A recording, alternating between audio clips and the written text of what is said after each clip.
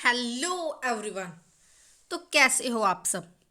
तो हमारे पिछले लेक्चर में हमने देखा था रिट्स क्या होती हैं, उसकी कितनी टाइप्स होती हैं। हमने ये भी देखा था कि सुप्रीम कोर्ट और हाई कोर्ट मतलब आर्टिकल 32 और आर्टिकल 226 में डिफरेंस क्या है। इससे हमें ये पता लग गया था कि कब कोई रिट हाई कोर्ट में फाइल होती है और कब सुप्रीम कोर्ट में।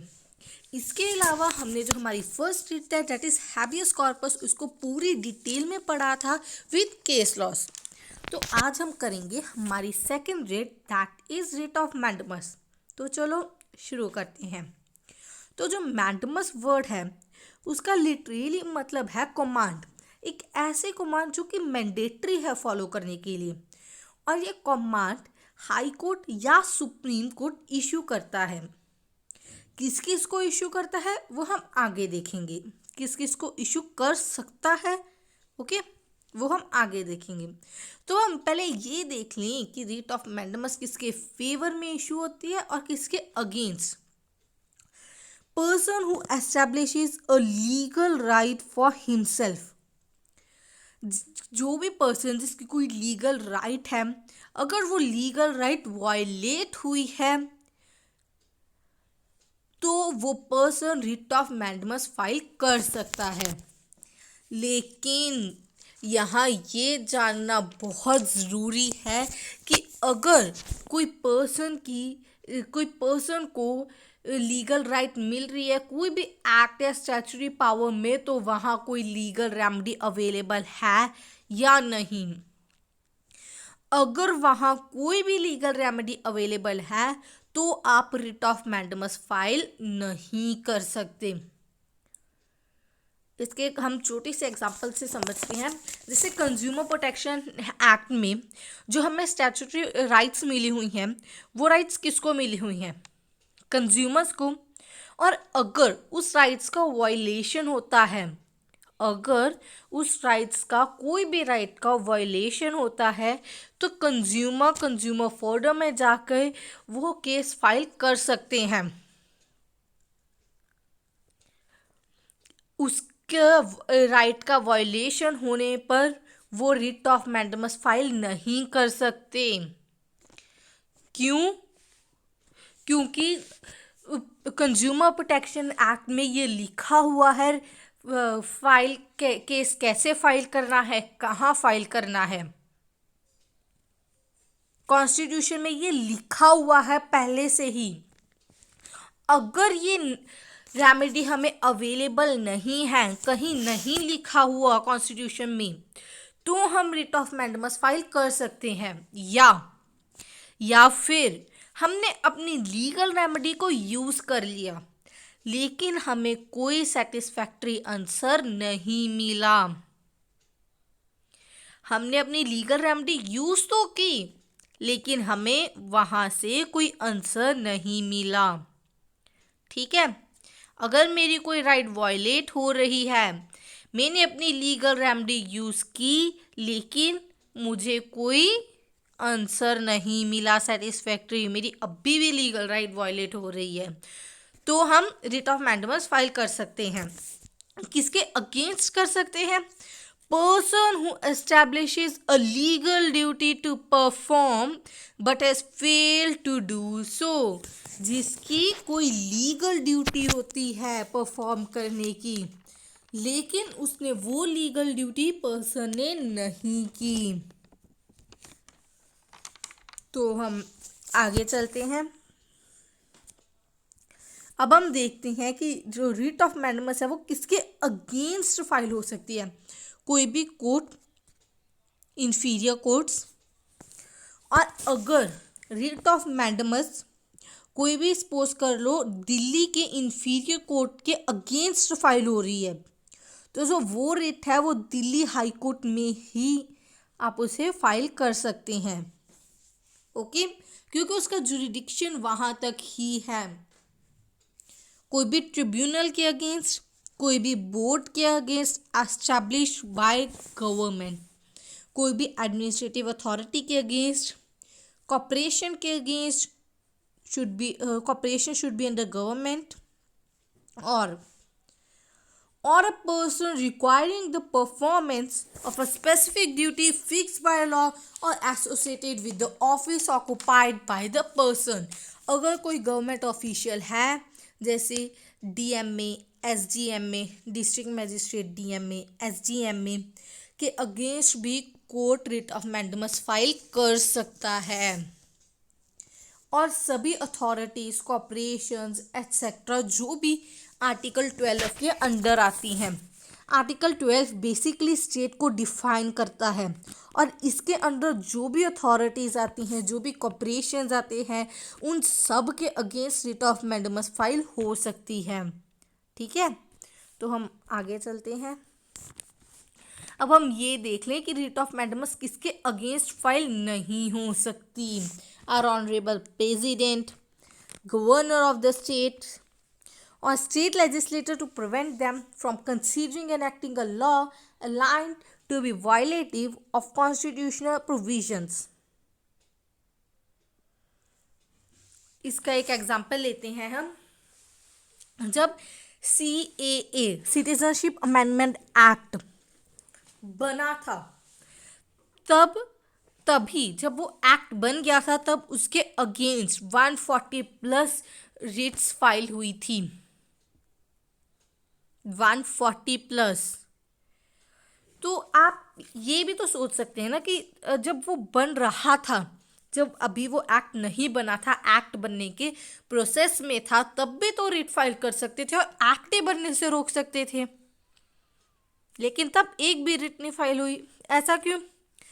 क्योंकि तब जब स्टेट लेजिस्लेटिव एग्जीक्यूटिव करने के प्रोसेस में होती हैं लॉ, तब कोई भी रिट नहीं फाइल कर सकता। बाद में आप कर सकते हो, लेकिन जब वो प्रोसेस में होती है तब आप रिट फाइल नहीं कर सकते। कोई भी प्राइवेट इंडिविजुअल और body to enforce a contractual obligation when duty is discretionary. Discretionary का मतलब है ऑप्शनल, उसको करनी है या नहीं करनी वो उसकी मर्जी है। इस पे हम केस लॉज भी देखेंगे आगे। ठीक है, तो अब हम देखते हैं कंडीशंस क्या हैं लीगल राइट। कोई भी लीगल राइट वायलेट होनी चाहिए। अगर आपकी कोई लीगल राइट है जो वायलेट हुई है तभी आप रिट ऑफ मैंडेमस फाइल कर सकते हैं। और लीगल ड्यूटी जो है वो डिस्क्रिशनरी नहीं होनी चाहिए। जिसके अगेंस्ट आप फाइल कर रहे हो, अगर उसने कोई लीगल ड्यूटी नहीं परफॉर्म की, जो ड्यूटी उसने नहीं परफॉर्म की वो डिस्क्रिशनरी नहीं होनी चाहिए, ऑप्शनल नहीं होनी चाहिए, डिमांड एंड रिफ्यूज़ल होना चाहिए। अब इसका क्या मतलब है? अगर आपने आपकी लीगल राइट को डिमांड किया है कोई भी गवर्नमेंट बॉडी से, जिससे करनी चाहिए, अगर आपने अपनी लीगल राइट डिमांड की है लेकिन आपको रिफ्यूज़ल मिला या सेटिस्फैक्ट्री आंसर नहीं मिला।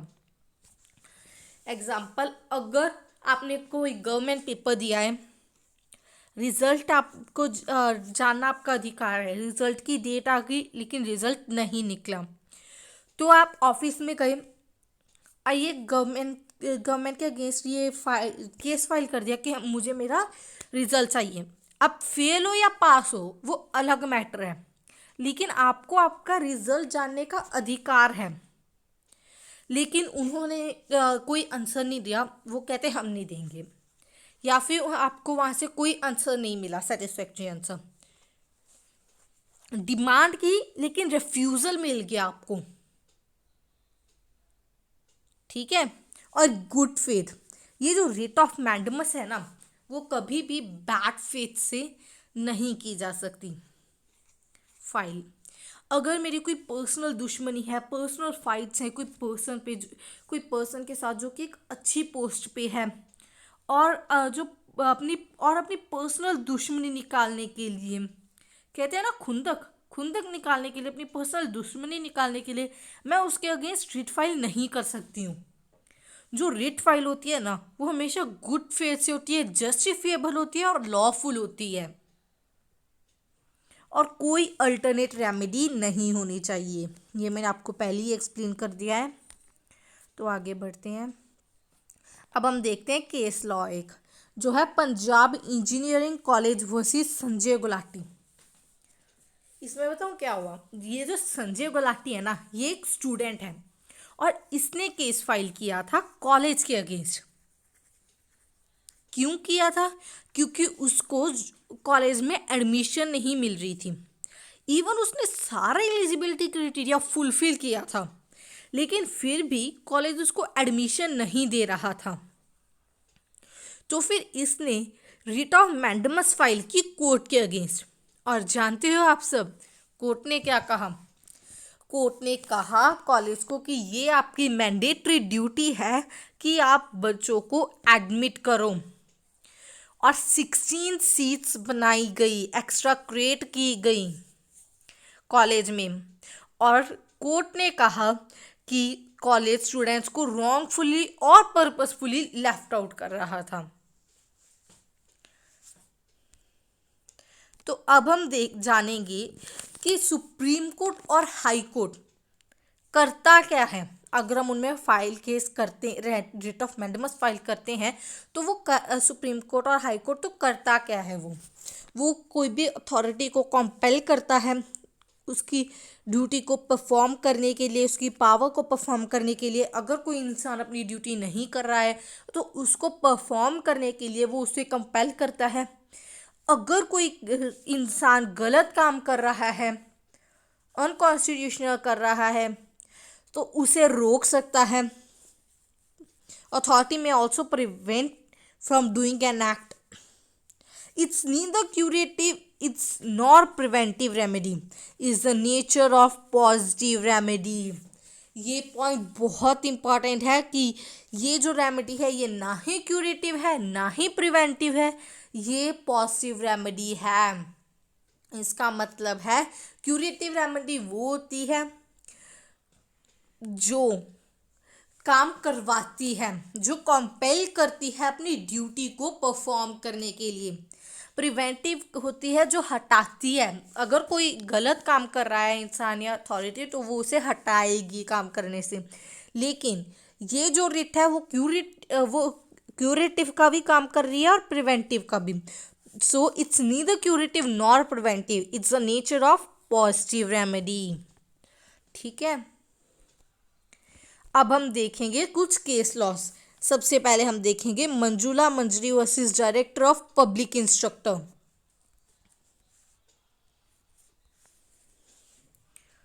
तो इसमें जो मंजुला मंजरी हैं ये पब्लिशर हैं बुक्स के। मंजुला मंजरी ने डायरेक्टर ऑफ पब्लिक इंस्ट्रक्टर के अगेंस्ट फाइल किया था केस। क्यों किया था?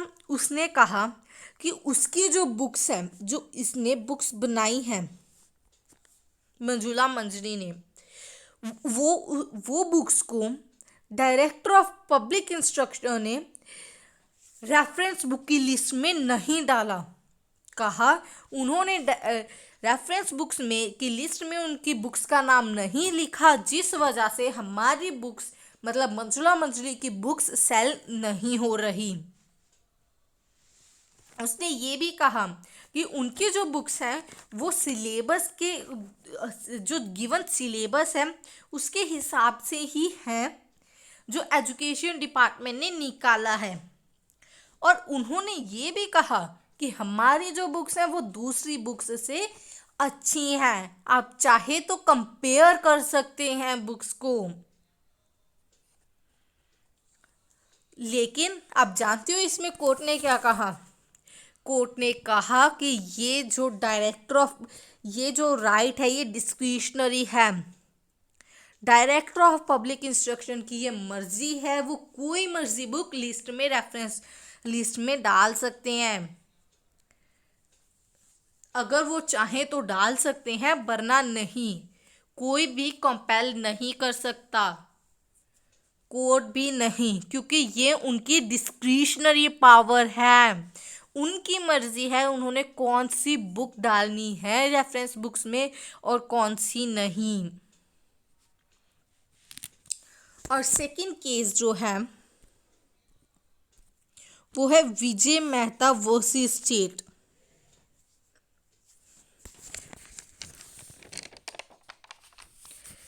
इस केस में विजय मेहता ने रिट ऑफ मैंडेमस फाइल की थी और इस केस में विजय मेहता ने कहा था कि state should get the direction to make state communication. कहा कि स्टेट को एक ऐसी डायरेक्शन मिलनी चाहिए, स्टेट कम्युनिकेशन बनानी चाहिए, डायरेक्शन मिलनी चाहिए स्टेट कम्युनिकेशन बनाने के लिए जो इंक्वायर करे चेंज हो रहा है जो क्लाइमेट में, ये जो ये जो फ्लड्स आ रही हैं या फिर कुछ भी ऐसे जो अनकंडीशनल वर्क हो रहा है, तो वो क्लाइमेट की इंक्वायरी करे, चेंजेस नोट करे। तो आज जानते हो आप सब इसमें क्या कहा? कोर्ट ने इस केस में सेक्शन 3 को रेफर किया of commission of inquiry act और कहा according to section 3 of Commission of Inquiry Act, the government will make a state commission when legislature has passed a resolution for that state commission. government state commission तभी बनाएगी जब legislator ने उसके वो बनाने के लिए एक रेजोल्यूशन पास किया हो या फिर कोई ऐसी सिचुएशन हो जिसमें गवर्नमेंट को लगा हो कि उसे स्टेट कमीशन बनानी चाहिए, तो वो गवर्नमेंट बना सकती है।